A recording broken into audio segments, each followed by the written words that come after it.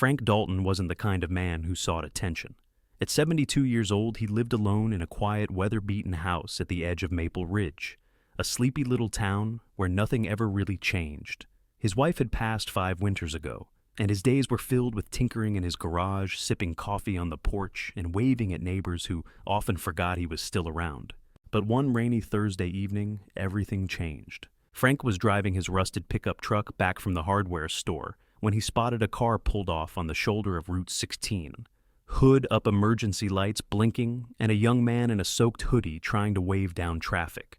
Most cars zipped past. Frank didn't. He slowed, pulled over, and stepped out into the cold rain without a second thought. "Need a hand," he called out, his breath visible in the frigid air. The young couple, Jake and Emily Carson, looked desperate. Newlyweds just moved to town, and their old sedan had died in the middle of nowhere. No cell phone signal, no tools, no clue what to do. Frank, with grease-stained hands and decades of know-how, got to work. 30 minutes under the hood, a few grunts, a couple of sparks, and somehow he got their engine to sputter back to life. Jake offered him money. Frank shook his head.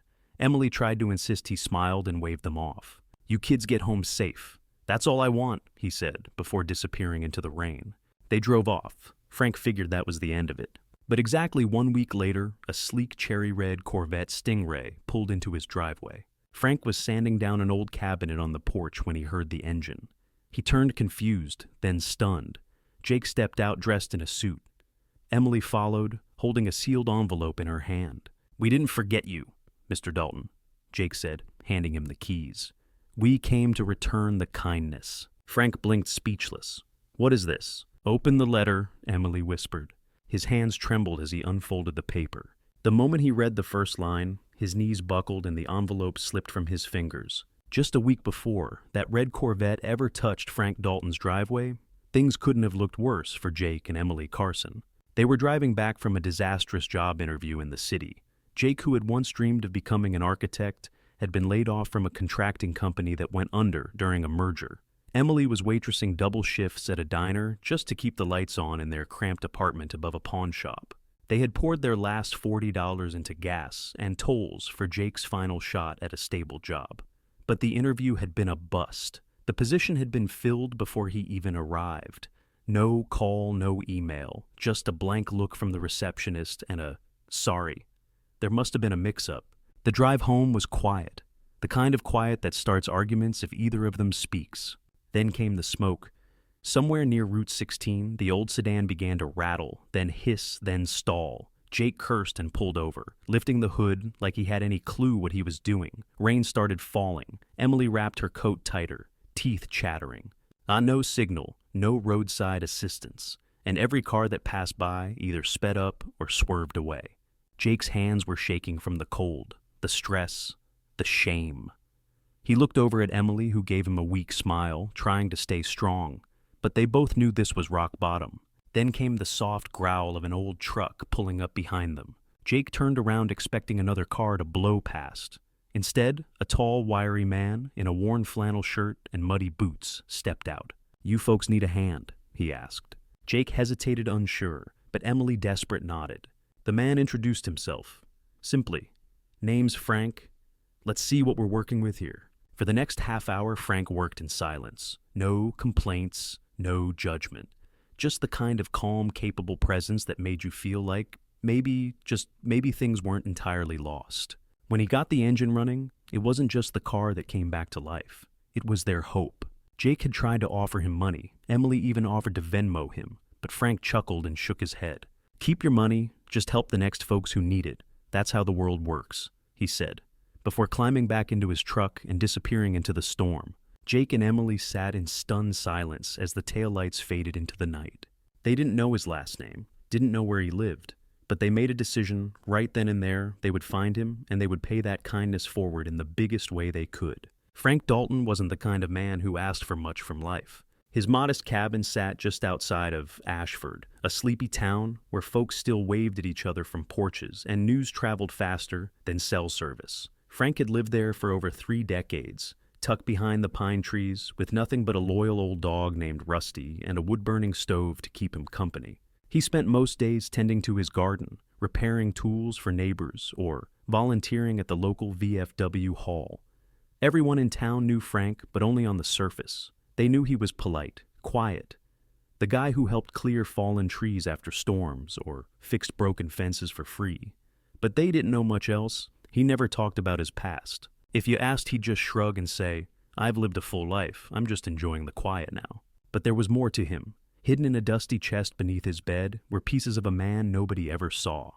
Faded photographs from the Gulf War, a worn bronze star, a folded American flag with a nameplate, Lulant Cole, Frank Dalton.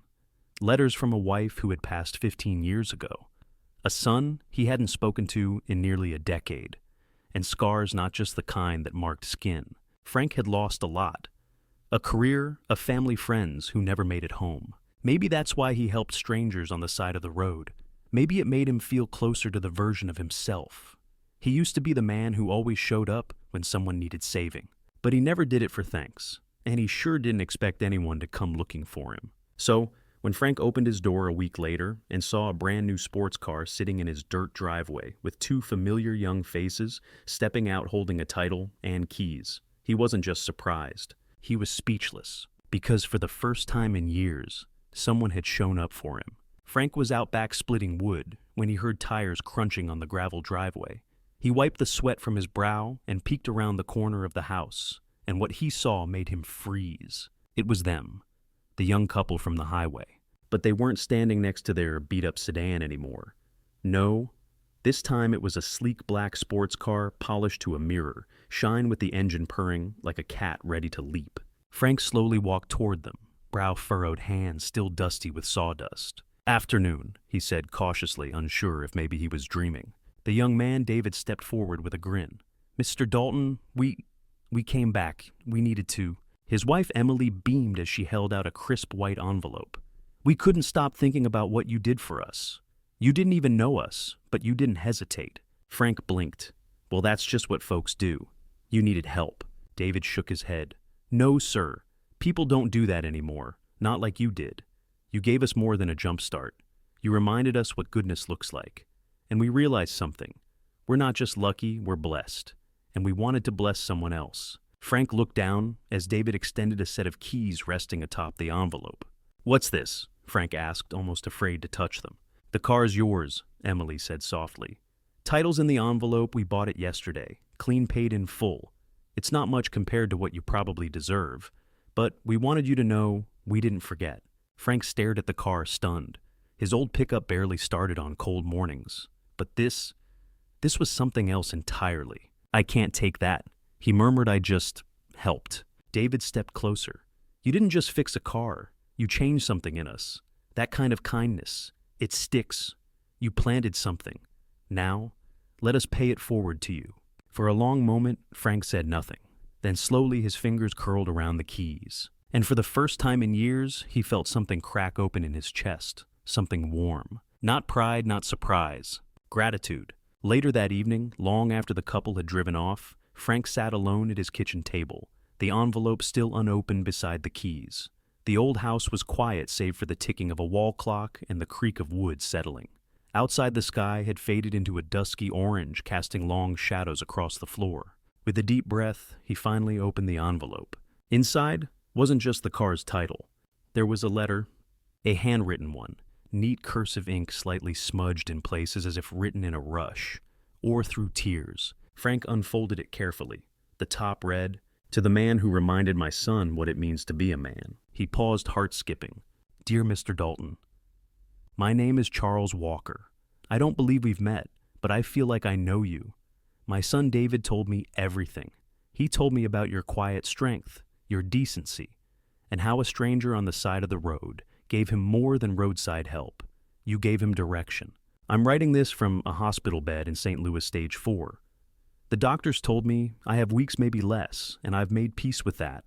But one thing weighed heavy on me, whether my son would be okay without me, whether I'd taught him enough. When he called me that night, full of awe, full of respect for you, I knew he'd finally seen the kind of man I always hoped he'd become. You were the final lesson I couldn't give him, and for that I am forever grateful." Frank's hands trembled slightly. Enclosed is the title to the car, a gift. Yes, but also a symbol of legacy, of honor, of what one man's quiet action can do for a whole family. I wish I had time to meet you in person to shake your hand, but life doesn't always wait.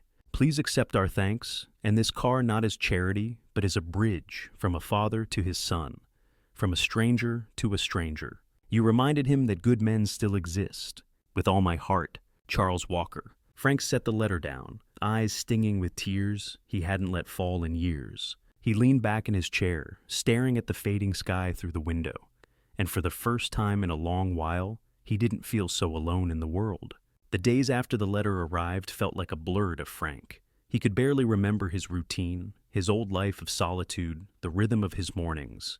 Each passing day was like a haze, his thoughts drifting in and out like ghosts. There was a weight in his chest heavier than he'd ever felt before, and it didn't seem to lift. He found himself walking through the house, aimlessly. At first, his hands lingered on objects he'd seen 1,000 times. The worn leather chair where he sat every morning, with his coffee, the faded photographs of his long-dead wife. A distant smile frozen in time.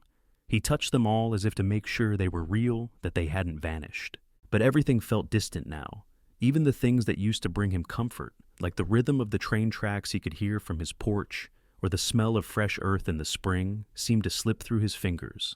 The letter from Charles Walker had torn something open in him, something he hadn't realized had been buried for so long. Frank had spent years pushing down the sorrow of losing his wife, the guilt of never being the father he could have been, the feeling that he was never enough. He buried it all under layers of silence, under work, under routine. But that letter had cracked the dam. It made him confront things he hadn't even realized were festering in his soul. Frank sat down at his kitchen table, staring at the letter again, running his finger along the inked words. There was a deep ache in his heart, a loneliness that ran deeper than just the quiet of his home. He felt as if he had lived his entire life without truly knowing what it meant to connect, to be seen, to be understood. The quiet man who had helped David Walker on the side of the road, that man was a stranger to Frank now. The gesture had been selfless, but the ripples it caused had awakened something in him he hadn't wanted to face. His mind drifted to his own son, who he hadn't seen in years. Frank had left so much unsaid, so many years of silence, too many missed chances to make amends. Had he ever been the father his son needed? Had he ever told him he was proud of him? The question swirled like a storm. Then, as if to add weight to his already burdened soul, he thought of the Walkers. How a stranger could change everything. How a simple act of kindness could alter the course of someone's life. David had learned what it meant to be a man, to take responsibility, to be kind and selfless, to see the world with more than just his own eyes. And it had all been sparked by Frank's one simple act of helping on that fateful day. The more Frank thought about it, the more he realized he had lived his life in isolation. Sure, he'd built a life, he'd worked hard, never asked for much, kept to himself. But there was something bigger, something he had missed. Connection, purpose, love. All of those things he'd ignored, thinking his quiet life was enough. But was it really? The weight in his chest grew unbearable. For the first time in decades, Frank broke down his body, shaking with emotion he had buried for so long. Tears spilled down his cheeks, and he didn't try to stop them. The grief, the regret, the loneliness all came rushing out. It felt like a flood, too much for one man to carry, but he carried it anyway, because he had no choice. He thought about the Walkers again, their kindness, their gratitude. He thought about David, who had grown into the man Frank could never be. And for the first time in years, Frank felt ashamed. Ashamed of his own failings, ashamed of the man he had allowed himself to become. He wiped his eyes, breath shaky, and looked at the title to the car again. It wasn't just a car. It wasn't just a gift. It was a symbol of everything he had given up, on everything he had never allowed himself to have. And maybe it was a sign. A sign that he could still change, that he could still make a difference even if it was only for one person. For the first time in a long time, Frank felt the stirring of hope, the possibility of redemption. Maybe he wasn't done yet. Maybe he could still be the man he wished he had been. Maybe he could still help someone, like he had helped David. And just maybe he could start with himself. The morning air felt different, as if the world itself was waking up alongside Frank. For the first time in months, he woke early without the dull weight of dread hanging over him. His feet hit the floor, and his hands reached for the old work shirt he'd worn 1,000 times. But he stopped. His fingers hovered over it. No, this wasn't the man he wanted to be anymore. He could feel it deep down. Something had shifted. The letter from Charles had cracked him open, and now Frank felt a sense of clarity. The weight of the past was still heavy, but now there was something else. Hope. He pulled the shirt off the hook, replacing it with a clean one from the closet. It wasn't much, just a simple change in routine, but it felt like a first step. He had spent years in his small town, on this piece of land, keeping to himself, living a life that was safe but hollow. He never asked for anything more, but deep down, he knew he couldn't keep living like this. The first time Frank saw the Walkers' brand new sports car parked at the diner, it wasn't just a reminder of what he had done for them. It was a reminder of what he had been missing. It had been hard to ignore the way David's eyes had shone with gratitude when he handed Frank the keys. And the notes, that brief but heartfelt note, telling Frank how much his actions had meant, how it had changed their lives. It wasn't just about the car. It was about everything that had come before it, the relationship, the connection, the kindness. Frank knew the road ahead wouldn't be easy. He wasn't going to wake up one day and suddenly be the man he wished he had been all these years. The shame of missed opportunities with his son, the years of silence, the moments of regret, they wouldn't disappear overnight. But for the first time in ages, Frank felt like he had the strength to start working through it all. He had to start somewhere. He thought about David, about how a small act of kindness had led to something bigger than he could have ever imagined. Maybe it was time for him to do the same, not for a reward, not for a car, but because he knew it was the right thing to do. He wasn't getting any younger. He couldn't wait any longer for the perfect moment. He had to make that moment now. Frank took a deep breath and pulled out his phone. His fingers hesitated, hovering over the keypad. It had been so long since he had reached out to anyone, especially his son. But there was no going back now. The letter had forced him to face the man he had become. He didn't want to be that man anymore. He typed the message, "Hey, it's Dad. I've been thinking a lot. If you're up for it, I'd like to reconnect. It's been too long." He hit send before he could second-guess himself. Frank sat back in the chair, the phone resting on the table in front of him. The silence was deafening. His heart pounded in his chest as the minutes ticked by. He wasn't sure what to expect. Would his son respond? Would he even want to? But Frank knew that if he didn't try, he would never know, and he couldn't live with that. Hours passed before the phone buzzed. Frank's heart skipped a beat. He picked it up quickly, his hands trembling. It was a text from his son. "Hey, Dad, I've been thinking too. I'd like that." Tears welled up in Frank's eyes, but this time, they weren't tears of regret or sorrow. They were tears of relief, of hope. For the first time in years, he didn't feel so alone. He put the phone down and stared at it, not quite believing what he was seeing. He had taken the first step, and it had paid off. There was still a long road ahead, but for the first time in a long time, Frank didn't feel so afraid of what the future held. Maybe there was still time to rebuild the relationships he'd lost. Maybe there was still time to find his place in the world, to make a difference, and to finally live the life he had always wanted. The next day, Frank went to the diner, the same diner where David had given him the keys to the car. He sat at the counter, his hands wrapped around a warm cup of coffee, and looked out the window. It was a quiet morning, just like any other. But for Frank, everything felt different now. He had changed, and he was ready to see what the next chapter of his life would bring. It wasn't going to be easy. It wasn't going to happen overnight. But for the first time in a long time, Frank believed that maybe he could still do something meaningful. Maybe he could be the man he had always wanted to be, not just for himself, but for those he cared about. The future was uncertain, but Frank no longer feared it. He was ready to face whatever came next, one small step at a time. The week had passed by quickly, but for Frank, it felt like a lifetime. The phone call with his son had been a turning point, a moment that had pushed him into a new reality. Things weren't perfect. The distance between them still lingered, and the silence of years had not disappeared in a single conversation. But there was something now that hadn't been there before. Hope, and with hope, Frank could finally see a way forward. One evening, as Frank sat on his porch gazing at the horizon, a soft knock at the door interrupted his thoughts. He stood up slowly, his body still sore from the years of hard labor. When he opened the door, he was surprised to see David and Lily Walker, standing there smiling, with a large, neatly wrapped box in their hands. "Evening, Frank." David said, his voice full of warmth. "We just wanted to stop by and thank you again for everything you've done for us. This is for you."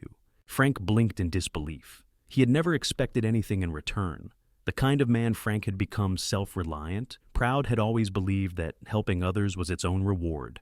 Yet, here they were standing before him with something more. David placed the box in Frank's hands, and Frank slowly peeled away the wrapping paper, unsure of what to expect.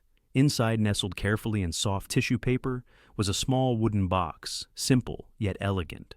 He opened it carefully, revealing a silver watch. The craftsmanship was exquisite. On the back of the watch, there was an engraving, "For Frank, time for a new beginning." Frank was speechless, his hands shaking slightly as he held the watch in his hands. He didn't know what to say. The gift was unexpected, but it wasn't just the watch that caught his attention. It was the thought behind it. This was more than just an appreciation of the past. It was a symbol of change, of stepping into the future. "We wanted you to have this," Frank Lilly said softly. "We know it's been a tough road for you, but we want you to know that you matter. You made a difference not just to us, but to others. And this watch, it's a reminder that it's never too late to start over." Frank's throat tightened, the weight of their words sinking deep into his chest. He had helped them fix their car, had been a quiet part of their story, and in return, they had given him this. It wasn't just a watch, it was a second chance, the very thing he had been searching for all along. As he looked at David and Lily, he realized something. They had shown him that life didn't just go on after the mistakes, the regrets, and the silence. It could get better. It could change if you were willing to open up to it. And in that moment, Frank knew he was ready for whatever came next. But just as they were about to leave, David turned around, his eyes full of seriousness. "By the way," David said, "I didn't want to leave this out. We did some checking on the history of that car. It wasn't just any old fixer-upper Frank. That car, it used to belong to a man named Charles Dalton." Frank froze, the air suddenly thick with the weight of the name. His heart skipped a beat, and for a moment, everything around him seemed to blur. He turned to David, his voice barely above a whisper. "Charles Dalton?" he asked. David nodded, his expression somber. "Yeah, Charles Dalton. The original owner. Turns out that car was in his family for generations.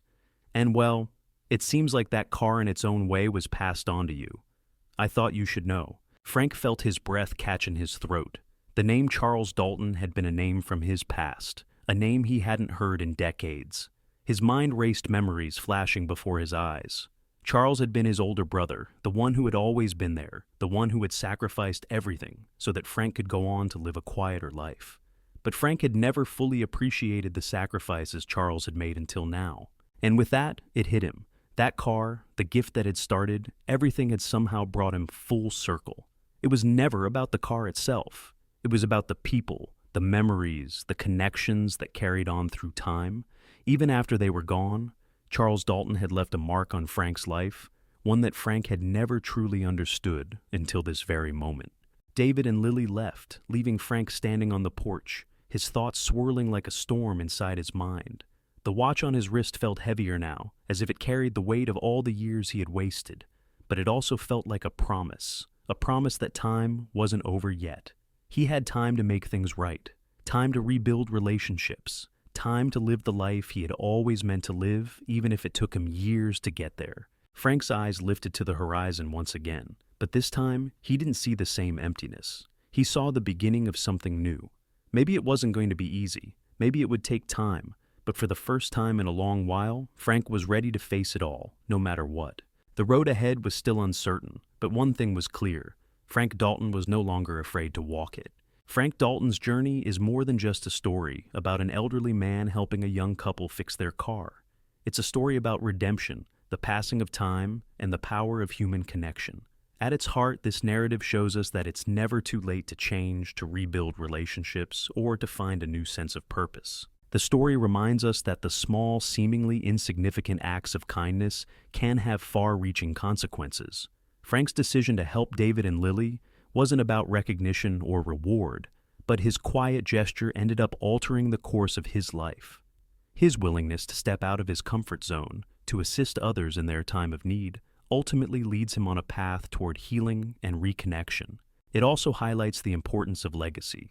The car, which seemed like an ordinary object, became a symbol of family history and sacrifice, an unexpected thread that ties Frank to his past. The revelation that the car once belonged to his brother Charles offers Frank the opportunity to confront past regrets and embrace the life he's been given, rather than mourning what's lost. Another key theme is the idea of time, how it's never too late to start anew. Frank, who once thought of himself as too old to change, comes to realize that as long as he's still breathing, there's still a chance for reinvention. The silver watch that David and Lily gifted him is a poignant symbol of this truth. It's a reminder that time is a gift, and the future is always within reach. Ultimately, Frank's story teaches us that no matter how broken we might feel, we have the ability to repair ourselves and our relationships with the right kind of action. Kindness, humility, and the courage to face our past can propel us toward a brighter future, even if we're walking that road later in life. The story is a testament to the enduring power of human connections, and how sometimes the people we least expect can help us rediscover the best parts of ourselves.